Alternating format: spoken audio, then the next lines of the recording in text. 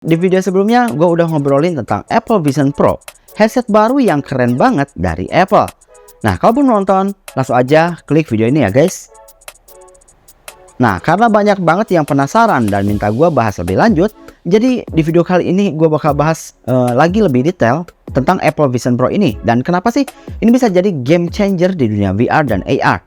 Jadi jangan kemana-mana, yuk kita bahas. Stay with me and let's begin.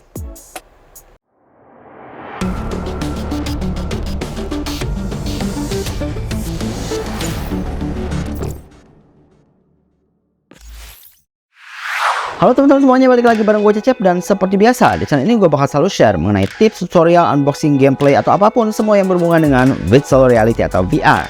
Apple baru aja ngeluarin barang baru guys, yaitu adalah Apple Vision Pro.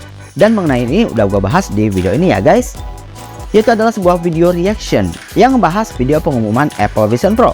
Nah, jadi sebenarnya bisa dibilang Vision Pro ini adalah headset buat metaverse guys. Banyak yang bilang ini bisa jadi sebuah game changer di pasar headset VR. Yang kita lihat udah mulai agak kurang dari sisi perkembangannya ya. Nah, beberapa orang bilang, bahkan gue juga udah bilang sih, kalau sebenarnya Vision Pro ini adalah headset mixed reality. Jadi gabungan antara VR dan AR, yang gabungin antara dunia nyata dan dunia gaib ya, alias dunia digital. Nah, yang lucu nih, Tim Cook, orang nomor satu di Apple ya, waktu itu ngumumin Vision Pro ini di acara Worldwide Developer Conference. Dia nggak sekalipun ngomongin soal metaverse guys, bahkan AI ya, malah dia ngomongin soal spatial computing sebagai tujuan utama dari gadget baru ini. Seperti yang udah kita bahas sebelumnya, kalau si Vision Pro ini emang fokus ke spatial computing daripada game atau konsep metaverse si Meta ya. Nah, gadget baru ini tuh punya bejibun banyak sensor yang ngebantu nge-track mata, suara, dan juga gerakan. Jadi kita bisa interaksi sama hal-hal di sekitar kita dengan gangguan visual yang minimal. Ini bakal bikin experience baru yang belum pernah kita alamin sebelumnya. Sebetulnya ini bukan hal baru sih sebenarnya ya. Di Quest maupun Quest Pro juga udah ada fitur mixed reality. Tapi kayaknya nggak secanggih si Vision Pro sih. Karena ya kalah teknologi lah ya, dan juga harganya juga kalah jauh cuy. Nah, ngomong-ngomong metaverse, gue juga sering bahas ya bahwa metaverse itu sendiri adalah tempat bersama ya, yang bisa bikin kita lebih banyak berinteraksi dan berbisnis di dunia virtual, baik itu main game, ngobrol, atau belanja ya. Dan retail adalah salah satu industri yang bisa dapat manfaat dari petualangan baru ke metaverse dan juga AI, karena mereka menawarkan cara baru untuk terhubung dengan orang, menciptakan experience yang mendalam, dan juga menghasilkan aliran pendapatan baru di sana. Nah, metaverse dan AI bakal bikin pengalaman digital ya, alias fisik dan digital, yang lebih terhubung di toko. Kita bakal lihat lebih banyak toko yang ngegabungin antara dunia fisik dan dunia gaib ya. Pelanggan bisa coba-coba pakai pakaian baru secara virtual di metaverse misalnya, dapetin reaksi dari orang lain di sosmednya mereka, baru deh setelah itu dikirim ke dunia nyata. Ya mungkin nantinya bakal dikirim ke rumah langsung pas udah beres dicoba di dunia gaib tersebut ya. Dan metaverse dan AI juga bakal bantu memperluas kehadiran brand-brand ternama. Penjual bisa memperluas jangkauan mereka dengan bikin toko virtual, bikin pop-up, atau event keterlibatan pelanggan di metaverse dengan biaya yang jauh lebih murah. Kenapa lebih murah? Karena bukan fisik, itu sih. Dan AI juga bakal sangat membantu untuk meningkatkan loyalitas pelanggan. Penjual bisa memanfaatin metaverse dan juga AI untuk bikin pengalaman yang lebih personal, menarik, dan juga berkesan bagi pelanggan. Sebenarnya gue udah agak capek ya bahas ini karena kita masih berhayal mengenai ini.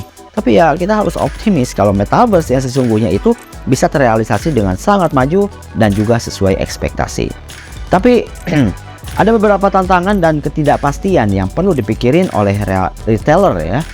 Retailer harus tahu gimana cara ngelindungin hak kekayaan intelektual mereka, gimana cara patuhin regulasi dan isu etis, dan juga gimana cara mengukur dan juga mengoptimalkan kinerja bisnis utama mereka di metaverse.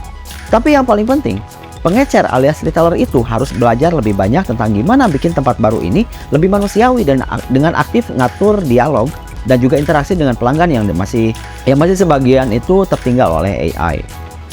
Jadi maksudnya gini guys, retailer atau penjual harus lebih aktif dalam mengatur dan juga memoderasi interaksi antara pelanggan dan juga AI. Jadi bukan cuma membiarkan AI berjalan dengan sendirinya ya, tapi juga harus aktif dalam memastikan bahwa interaksi tersebut berjalan dengan baik dan nyaman bagi pelanggan. Misalnya nih ya, kalau ada orang yang ngeluh di metaverse tentang produk atau layanan retailer harus benar-benar responsif dan juga cepat tanggap. Bukan cuma membiarkan AI yang jawab, tapi juga harus ikut campur tangan dan memastikan bahwa masalah tersebut bisa diselesaikan dengan baik. Jadi intinya tuh retailer harus lebih manusiawi dalam mengelola interaksi di metaverse. Jadi bukan cuma mengandalkan AI doang kayak gitu. Nah, contoh lainnya, kalau ada pelanggan yang ngelakuin hal yang nggak pantas misalnya di metaverse, retailer harus bisa ngatur dan ngemoderasi perilaku tersebut. Jadi bukan cuma membiarkan AI yang ngatur, tapi juga harus ikut campur tangan dan memastikan bahwa semua orang bisa merasa nyaman dan aman saat berinteraksi di metaverse. Jadi retailer juga harus bisa membuat metaverse menjadi tempat yang lebih manusiawi, bukan cuma tempat yang dikelola oleh AI doang. Nah, sekarang itu retailer lagi lomba-lomba nih buat menangin kompetisi metaverse. Banyak merek yang udah mulai bikin barang visual yang bisa dijual lewat metaverse, dan yang lainnya juga invest di strategi metaverse mereka karena pengalaman belanja baru lagi dibikin di metaverse. Kalau kamu gak ikutan, orang lain yang bakal dapat. Retailer harus gesit, inovatif, dan juga fokus ke pelanggan buat sukses di pasar baru ini. Tapi retailer harus bangun kepercayaan dulu nih. Kepercayaan itu harus selalu datang pertama dalam setiap hubungan. Kepercayaan juga cuma memenuhi harapan konsumen, tapi juga terhubung dengan pertumbuhan bisnis. Jadi, di era metaverse ini, trust adalah kunci utama sebelum teknologi. Oke, jadi gini guys, misalkan nih ya, kita punya toko online di metaverse. Kita jualan barang-barang keren, mulai dari sepatu, baju, sampai aksesoris virtual misalnya. Tapi kalau pelanggan kita nggak percaya sama kita, gimana mereka mau belanja di toko kita? Mereka pasti bakal mikir 2 kali sebelum beli di toko kita, gitu ya. Nah, makanya kita harus bangun kepercayaan dulu. Caranya ya dengan jujur dan transparan. Misalnya, kita jelasin dengan detail tentang produk yang kita jual, ngasih info yang lengkap tentang harga, cara pembayaran, dan juga pengirimannya. Kita juga harus responsif kalau ada pelanggan yang tanya atau komplain. Jangan sampai mereka ngerasa diabaikan gitu ya. Nah, kalau kita udah berhasil ngebangun kepercayaan ini, baru deh kita bisa fokus ke teknologi. Kita bisa mulai pikirin gimana caranya bikin toko kita makin keren dengan teknologi metaverse. Atau gimana caranya bikin pengalaman belanja pelanggan makin asyik dengan bantuan AI gitu. Ini kok jadi ngebahas masalah toko ya? Ya udahlah. Jadi intinya di era metaverse ini, sebelum kita mikirin soal teknologi, kita harus pastiin dulu bahwa pelanggan percaya sama kita.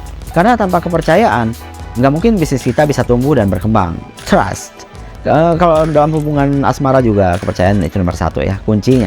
Oke, itulah penjelasan detail tentang berita terbaru dari Apple mengenai peluncuran headset baru mereka, Vision Pro, dan gimana sih ini bisa mengubah cara kita berinteraksi dengan dunia digital dan juga fisik kita. Semoga video ini bermanfaat dan menambah wawasan buat teman-teman semuanya ya. Apakah teman-teman pada mengerti?